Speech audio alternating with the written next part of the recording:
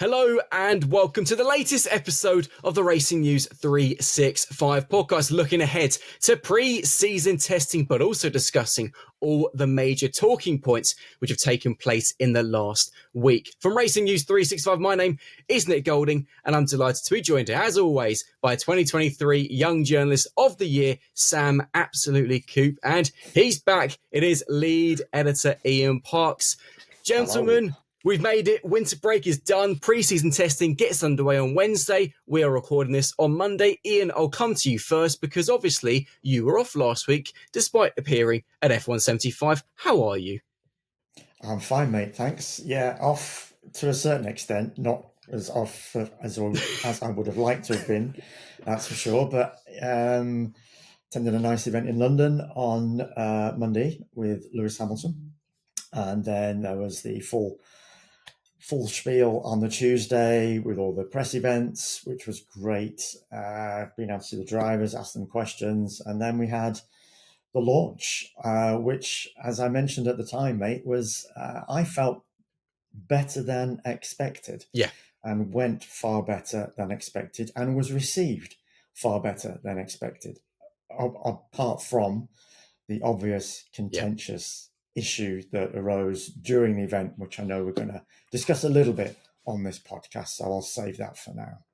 Sam, of course, I didn't get to discuss F175 with you. I mean, how are you? What were your thoughts on last week? Because, I mean, it was a pretty spectacular event. Whether we see it ever again, I guess we'll only find out in either 1 year or 25 years. But how are you, and what were your thoughts on last week's event?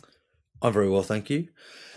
I think you've knocked the nail on the head there in terms of will we see it again and when. I think we will, but I don't think it's necessarily has to be an every year thing. Yeah. But what is nice is that, yes, we are going to be more cynical about these things because we work in F1 and motorsport. But almost every other journalist I've spoken to has said it far exceeded my expectations. I was really pleasantly surprised. So I think there's a really feel-good factor coming out of that event heading into the year. It's teed everything up nicely. It's built the anticipation as it hoped. And obviously we'll get onto the more contentious elements of the evening later on. We will discuss it in a little bit because first of all, we've got to discuss what's happening this week. And it is, of course, finally pre-season testing on Wednesday, Thursday and Friday in Bahrain at the Bahrain International Circuit, which is, of course, the home of the Bahrain Grand Prix. Shock. So, of course, sticking with tradition, we've got to start with a question. And, of course, the research I've done for this question is based on last year's pre-season test. And, of course, we all kind of get drawn into lap times. But what's really important with testing is how many laps each team completes, obviously, in terms of reliability as well. Last year, and this is the question, Haas completed the most laps across the 2024 pre-season test. But how many laps did the American team complete? Closest wins.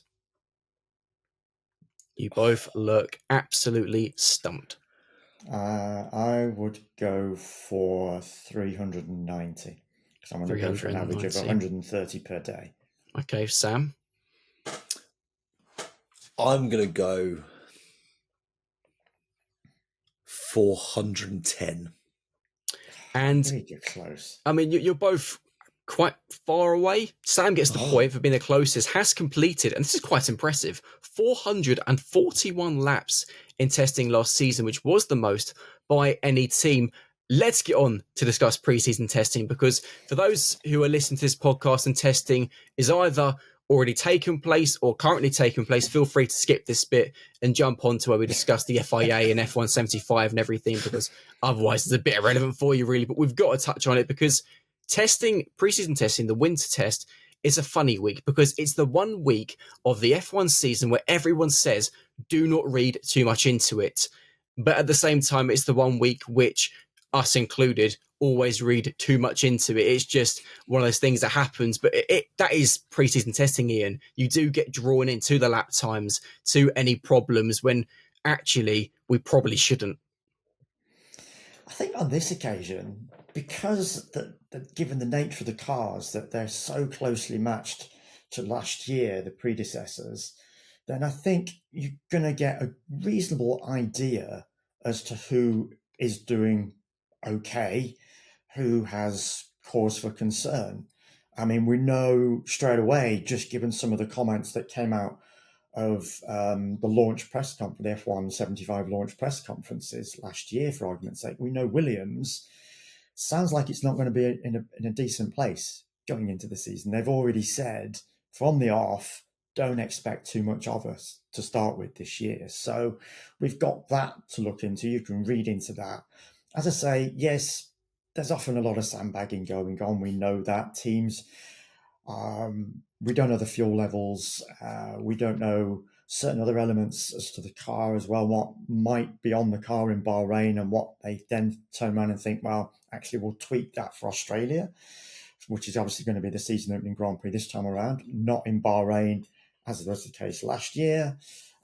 So, yeah, I do think on this occasion, given the nature of the cars, that we can perhaps have a reasonably good estimation as to who, as I say, is doing okay, who can go into that Australian Grand Prix with a relative degree of optimism, whereas compared to some of those that might be thinking we've got a little bit of work to do here before we go into that race. We'll see. But next year, of course, it's going to be very, very different. Next year, brand new cars, brand new power units.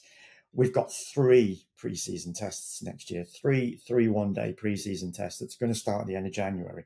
So I think we can, when we go into that very first pre-season test, which is going to be at Barcelona Circuit de Catalunya, then I can think we can say, don't read too much into the times from that first 3-day test, because we know we've got the second and third to come, and things are only going to improve as the teams naturally improve the power units and get a handle on those new power units. So this time round, yes, I think we've got a good idea. Next year, no chance.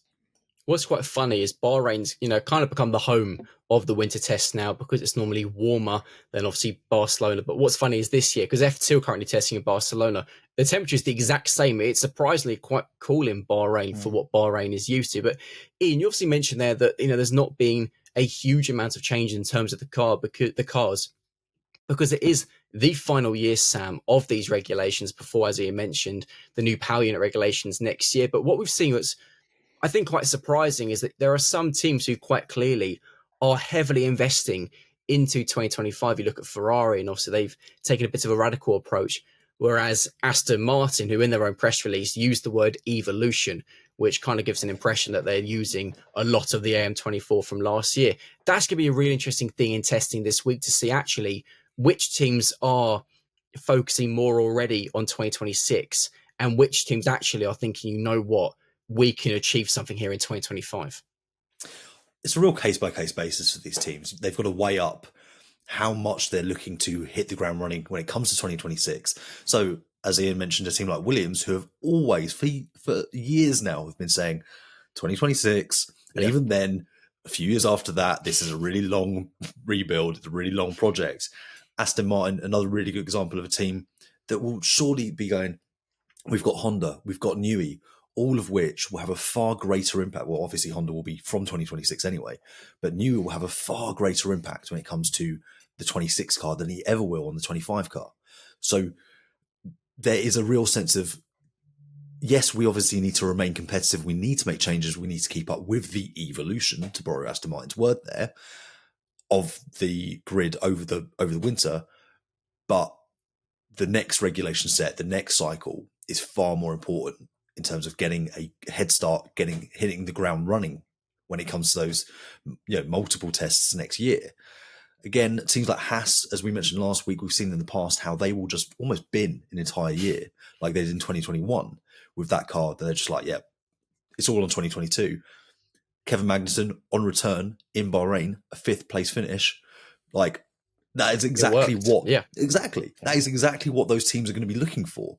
So you are going to have a real division of those teams across the grid. And also at the sharp end, the likes of Ferrari, and again, we touched on it last week, and McLaren, they will sense the opportunity to get a championship. Ferrari haven't had a championship since 2008. They are going to go now if they can, because what if you kind of hold back and you're like, let's invest more in 2026, and you make a fundamental error, or the Mercedes power unit is particularly strong.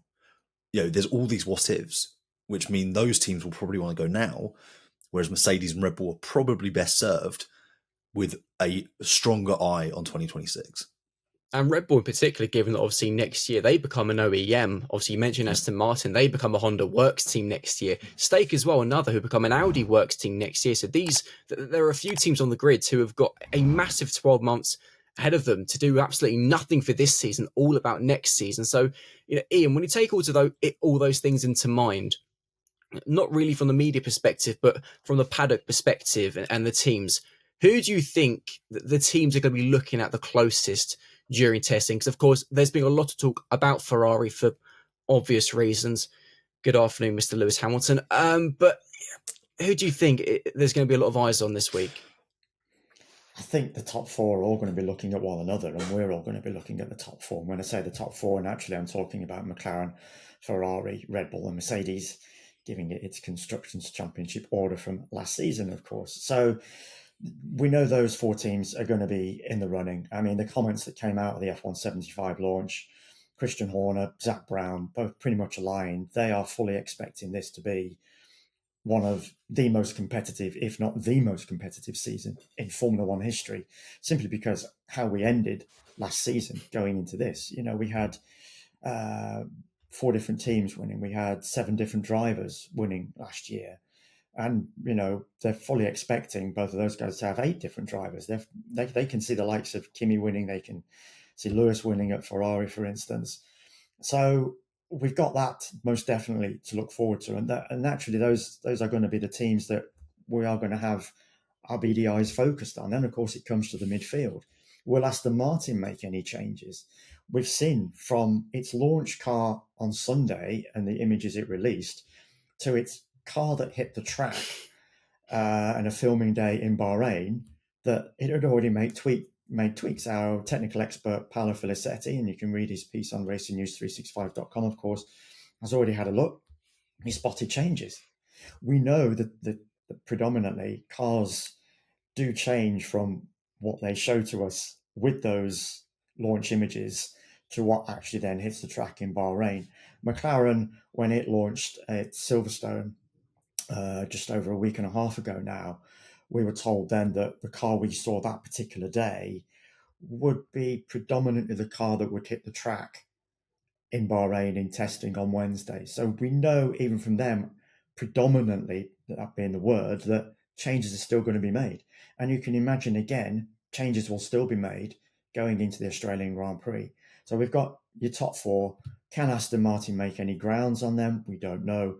And then, of course, you've got that midfield pack fighting to be the best of the rest. And in Stake's case, fighting to avoid the wooden spoon for the second season running, because they know they've got to do a hell of a lot better than this year. They've got to get some momentum going into becoming the Audi factory team. Otherwise, there's going to be a lot of glum faces across the Hinwell base going into 2026. And you'd argue Stake do have a driver lineup this year to do that with, of course, Nico Hulkenberg, who was brilliant for Haas last season, and the reigning F2 champion in Gabriel Bortoleto. Just a final thing on pre-season testing, which to all our viewers listening or watching this podcast, you can follow pre-season testing live over at Racing News 365. We'll have all the action. Ian, you'll, of course, be there on the ground. You're flying out in 24 hours. So to bring our pre-season testing segment home, you've obviously been to several pre-season tests, of course, quite a few Grand Prix over the years. What is the big differences in terms of the paddock environment between a traditional Grand Prix and pre-season testing? Do you know what? The paddock in testing, mate, is lovely. It's really calm. Obviously, it's not filled with fans and sponsors and things like that. It's you can go into the paddock, you can go and speak to any member of the team. I remember last year, can't really do this at a Grand Prix, but I remember last year just wandering across to Toto Wolff and just having a casual chat with him, because he was stood on one of the terraces inside the Bahrain International Circuit paddock, and we waved at one another, and he beckoned me over and we had a chat for about 5 or 10 minutes. Couldn't do that at a Grand Prix, because at a Grand Prix, he stops and chats for 5 or 10 minutes, and all of a sudden he's going to be swarmed with people just trying to get an autograph or a picture or a selfie or whatever. So, as I say, testing is far more relaxed, and I do really enjoy the testing paddock environment. It is it's one of those rare luxuries across the course of a Grand Prix season that you don't get at any other time. So yeah, looking forward to the next few days. It's going to be good. It's going to be very good. And as mentioned, you can follow her live on Racing News 365. Got the word live in there twice for double the impact. Let's discuss F175 a little bit more, and well, the FIA, because of course, as we mentioned at the top of this show, F175 was on the whole a brilliant event. F1 did really, really well. The one big disappointment was, of course, the quite loud booing of Max Verstappen, Christian Horner, the FIA itself as well. But interestingly, Sam, obviously, over the weekend on Saturday, I believe it was, the FIA actually released a statement condemning the crowd's booing of Christian and Max, labelled it as a tribalist reaction. That was a quote. Were you surprised by the statement, given that, as Ian and I discussed in the F1 update last week, it wasn't an FIA-governed event? Were you surprised to see them come out with that response to the boos? I wasn't surprised at the time, because we had heard murmurings that the FIA was unhappy with the reaction to Max and Christian. Not itself, but Max and Christian, which I think is quite interesting, quite telling in that itself. But so we kind of knew that was coming downstream, but in terms of when we first established that that was potentially going to happen, it was almost quite refreshing that when they also received boos, when they were being thanked for their service to motorsport, that they didn't focus on that. And they actually said, no, we need to focus more on Christian Horner, Max Verstappen, Red Bull. But it's a good move, ultimately. It's nice to see them taking that stance because, as Ian has pointed out, it's a celebration of Formula One. This isn't meant to be the same tribalistic environment that Grand Prix have become. And, Ian will attest to this. That is a fairly, or more of a new phenomena in recent years with the advent of social media. Fans are becoming more ingrained, more polarized in their fanship, let's say. So I think it was an important step for the FIA to take and say, look, we're actually not going to tolerate this kind of thing. Those drivers and team principals, you might not like them. They might not be the person that you root for, but you have to respect them, given what they have done for motorsport, for the championship you love, and also what they've achieved within that. So there's so many things that I think were important to say, and the FIA, as well as F1, are the most important people to make those kind of comments. Ian, got anything to add on that? I think the way they described it, I think that was a real power word. That obviously try and get that kind of things in our headlines, of course, on racingnews365.com to engage you guys, the fans, about tribalist. Yeah, that was very powerful, as I say, and I said quite a bit on the evening itself when I was at the F1 75 launch event, and I said at the time, this was a celebration. This was everybody coming together. 75 years of F1. These teams had produced, tremendous launches. They'd worked hard. They'd been given these 7-minute slots to try and showcase the cars, the drivers, and there was it was very disappointing. Why was there any need for that reaction to take place? Only those fans who'd done the booing can justify themselves if they wanted to go down that route. But for the FIA to then come out and support Christian and Max was quite telling and quite important, I think, that they're not going to take that kind of thing for granted and just let it slide under the carpet, shall we say. So I think the surprising element for me is that it wasn't an FIA event, yet the FIA have decided to come out and say something. So quite unusual. Is this a new face of the FIA that we're going to see now? I mean, I know we're going to come on to the latest reaction as well from the rally drivers. And the rally drivers have made come out with a pointed statement, and they've demanded talks with Mohammed Ben Sulayem. So what's going to happen there? The FIA going to try and follow through on these demands? As you say, Nick, we're going to come to that in a second, I know.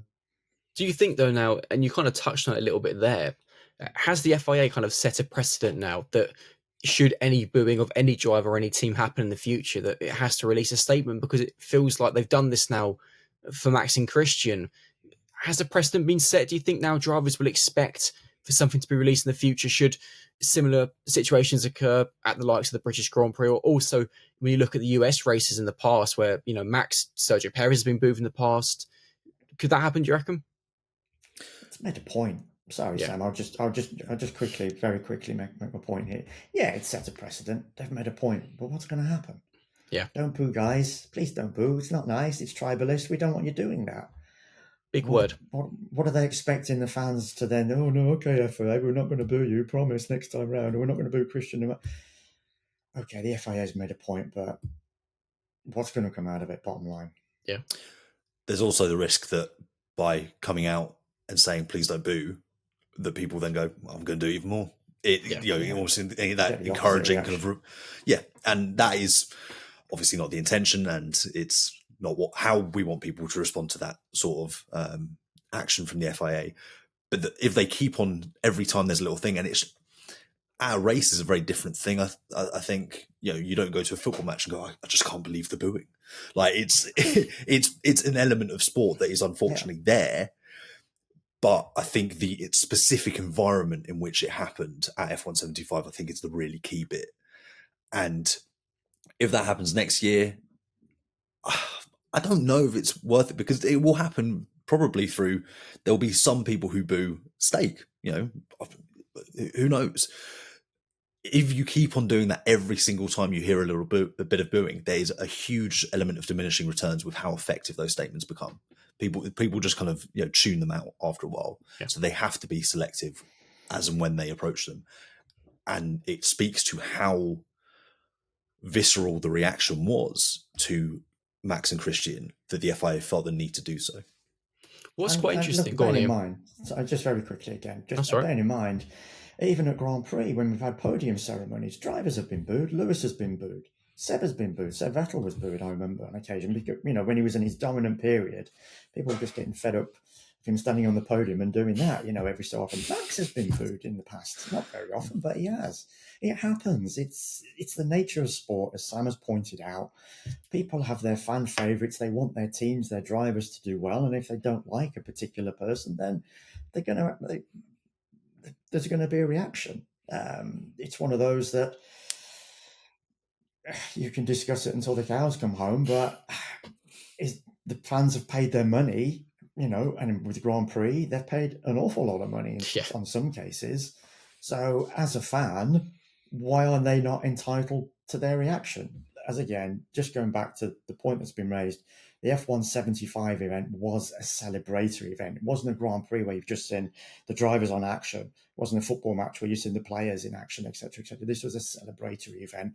And I guess that's the difference in this case between a Grand Prix, a football match, a rugby match, or whatever sport, you want to consider. So what was quite interesting about the timing of the statement is that it came a couple of hours after Max's dad, Jos Verstappen, spoke to Race Express and basically said that, after the reception that Max received, future events in England he won't attend. That's also quite interesting, Sam, because do you think you can't obviously have one of the stars of F1, your reigning world champion, simply then not turning up at future events? Do you think this is something that, because it's quite clear that of the 20 drivers, it does seem to be Max who is targeted considerably more than others. Is there anything you think F1 can do to help as well? Because, the FIA have done this statement, but can anything actually be done? Because, again, the last thing we want as a sport is any driver, let alone it be Max, boycotting events in the future. There are things they can do in terms of you can block out boos. I was going to say blues. Block out boos for a broadcast so the fans at home don't necessarily aren't privy to that. So there's things that they can do inside a venue. It's very, very difficult to govern that. What the sport can do is, I think they probably will, just because it's the logical thing to do, is hold the next one somewhere that isn't on UK soil.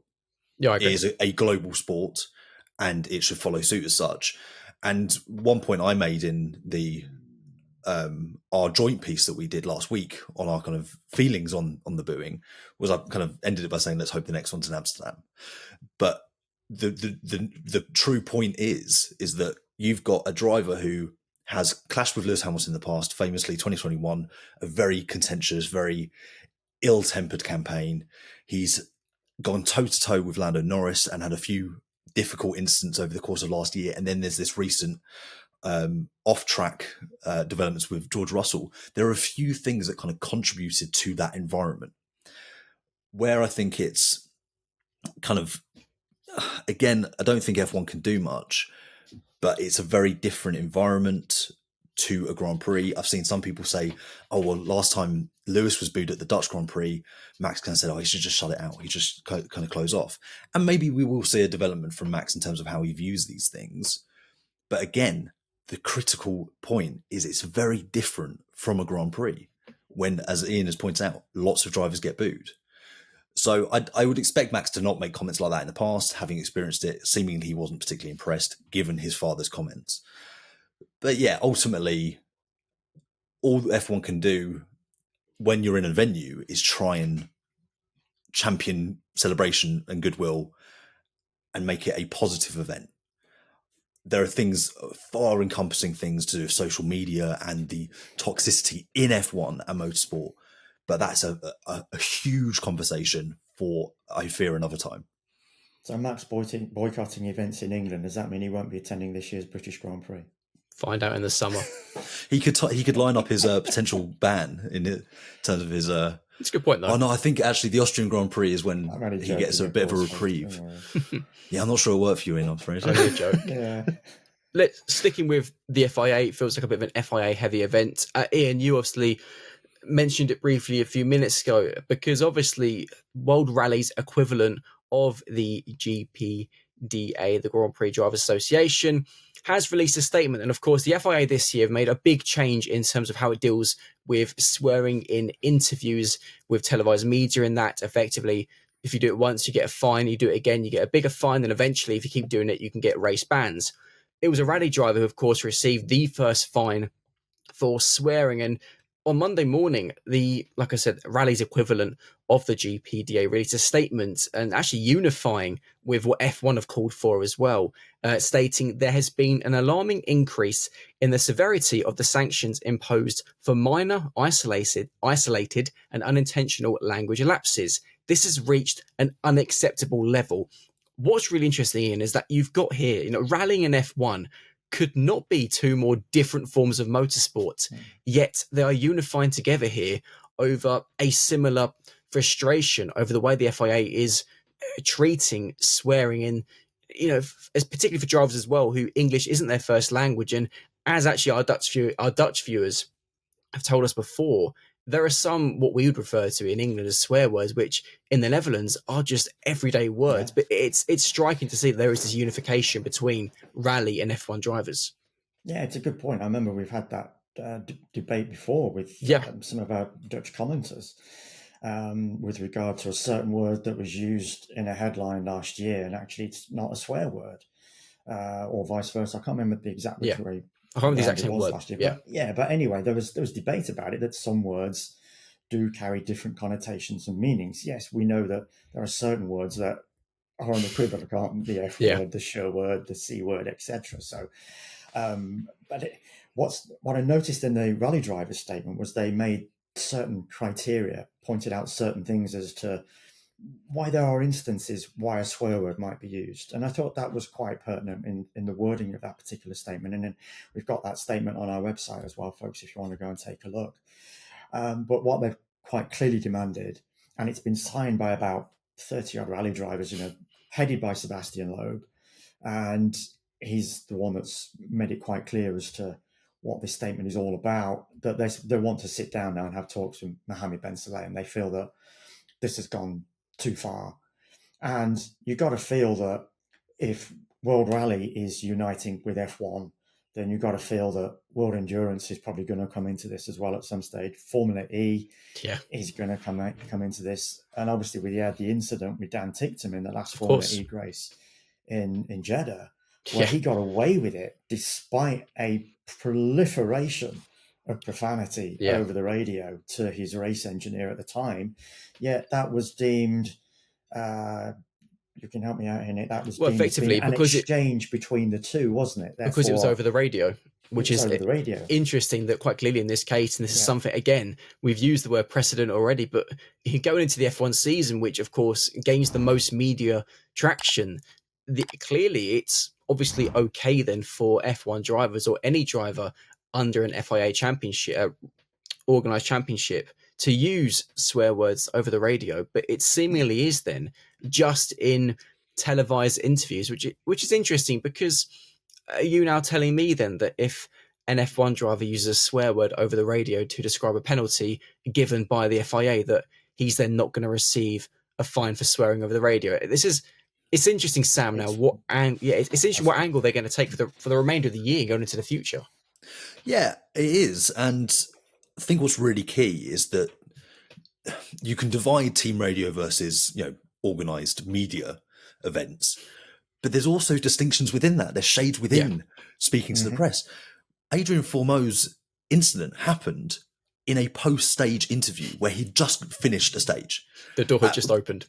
Yeah, basically. And if any of our viewers watch Rally, they quite literally, they pull up, door opens, microphone in face. Yeah. It is so quick. It's quicker than it is in F1. So that was where that could have happened. And in this statement by Warder, they have outlined and said there's extreme adrenaline spikes. And also, to touch upon Ian's point, non-mother tongue speakers may use or repeat terms without full awareness of their meaning and connotation. I remember when we covered Gordon Ramsay using the S word at F175, and someone replied saying, "Where's the swear word?" And that says it all, because in the UK, the SH word is absolutely considered a swear word. It's the kind of, if you said that in front of your parent when you were a kid, you would probably be told off. Yes. It's that kind of, it definitely is in the kind of higher category of swear word, probably. But interestingly, people who maybe don't speak English as a first language, I don't see where the issue is the kind of response you get. So yeah, there's a real difference between those types of environment. And hopefully the FIA will see that, and they will understand that actually we can't blanket and just say, when speaking to the media, you cannot swear. Because there, as I said, there are degrees to that, and that's where discretion needs to be used. I think the Formeau incident was harsh. I think Max Verstappen, if he was to say the F word in a FIA press conference, having already been punished in the past, that's where you can go, fair enough. But again, that's not even to touch upon the severity of those penalties. And that is a whole other extension of this argument.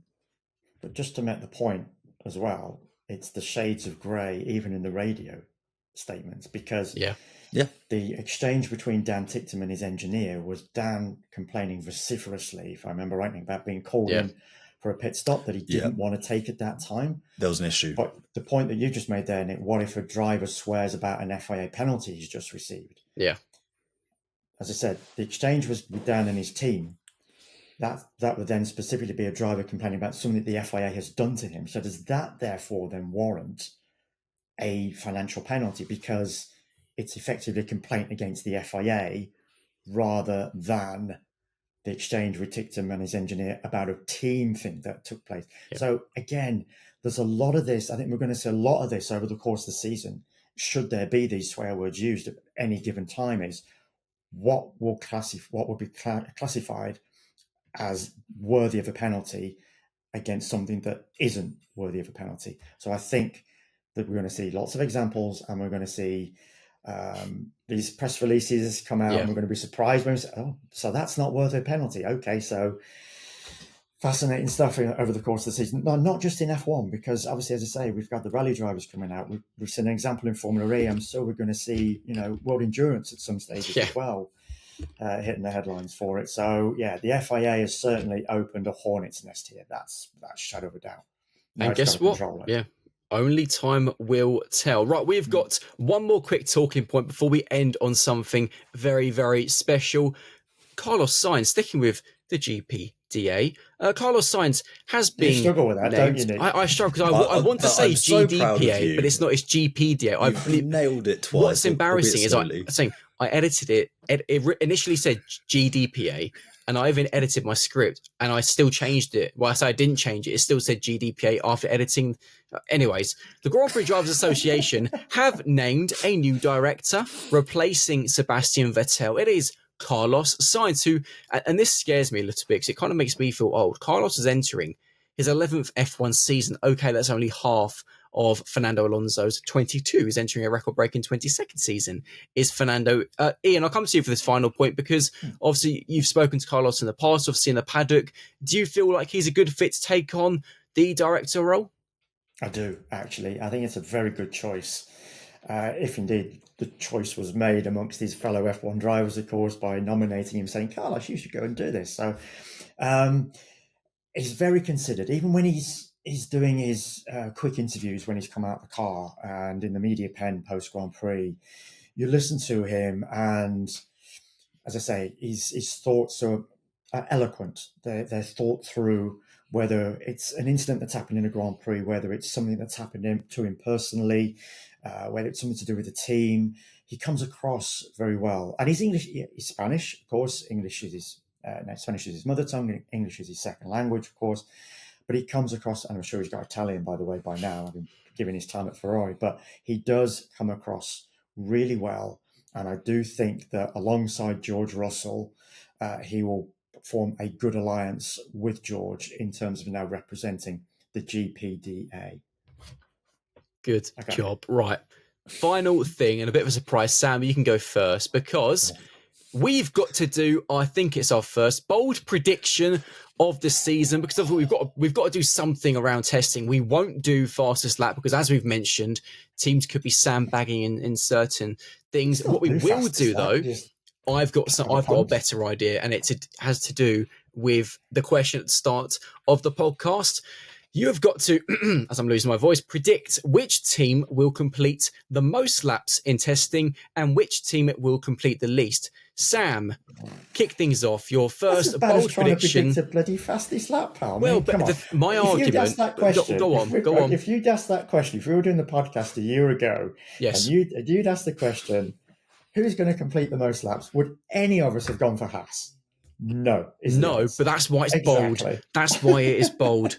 Sam, all right, to put in a bit of perspective, I'm going to say the least laps, Ferrari, given how radical they've gone with the SF25. And I'm going to say the most laps, Red Bull, because I feel like they're not going to make too many changes because of next year. Worth a picture, I tell you, folks. It is. If you're watching on YouTube, quick little screenshot. Screenshot that. Yeah. Oh, don't screenshot Go on, Sam. that. Most and least laps for testing. You know what? I'm gonna say Haas most, because they've got two new drivers. They've got a rookie and they've got Esteban, who's looking to get up to speed. So you've got two drivers who are going to want to get as much mileage under their belt as possible. Not to mention they're both quite tall for Formula One drivers. So there's also some logistical challenges that come with fitting them into the cars and making sure that they're all comfortable and they've shaved enough off the bottom of their foot, their boot. They've shaved their foot. Shave off their foot. No, sometimes. Why is Esteban missing a toe? But it was George Russell they had to shave his boot when he deputised for Lewis at Mercedes in, I think was it 2020? 2020, because he was too long for the Mercedes car. I think they just might have got these cockpits just a little bit sorted by now. That was a rush job on that occasion, but they would have designed it around their tall drivers, and they also had Nico Hulkenberg last year, who's pretty tall himself. Yes. Anyway, enough about tall drivers. Okay, so most Haas, least. Yes, come on. Least, I'm going to say, I think it'll be McLaren. Oh, interesting. I think they will feel pretty comfortable with where they are. Am I right in thinking they didn't have any reliability issues last season? I think I am. I think you are correct. And I think they're just going to, potentially hold back a little bit and say, look, we'll get comfortable, but we're not going to show too much of our hand if there is a hand to show. So even sandbag their number of laps. Interesting. Okay, Ian, so over to you. Bring us home. Which team's going to complete the most laps and which team's going to complete the least laps?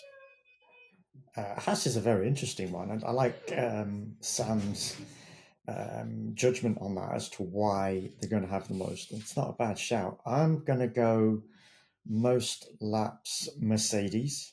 Interesting. They often do pound out the laps across testing, has been known in the past. And obviously they've got a rookie themselves in Kimi Antonelli, and quite naturally he's going to be wanting to get as much mileage under his belt as possible. But another reason as well is that Mercedes has got a lot more to try and correct from the back of last year going into this season. So I would go most laps Mercedes, least laps. I don't know. I don't know why. This, as soon as you said it anyway, mate, I might as well go with it. Williams, just for no other reason. I don't know. It just the name that popped in my head when you said most laps, least laps, which Fair team, enough. and Williams immediately popped into my head with least laps. So for no specific reason, I'm going to go Williams least laps. Okay, well, we can find out next week who's right. What's up, Sam? Forward to it being Aston Martin and Stake with the looking forward most to at least. And we're just like, of course. Well, we've got to start somewhere for our bold predictions. And of course, if you're watching this podcast on YouTube, let us know your bold predictions for which team you think will complete the most and least laps in testing in the comment section below, and just let us know your thoughts in general on anything we have discussed. And as mentioned, you can follow live action of pre-season testing across Racing News 365 and join Ian and I at the end of each day of testing for, of course, an F1 update. This has been the latest episode of the Racing News 365 podcast from Ian, Sam, and myself. We'll see you next week. See you later. For those of you who watch regularly, I'll see you in Bahrain. Take care until then, folks. Thanks for joining us.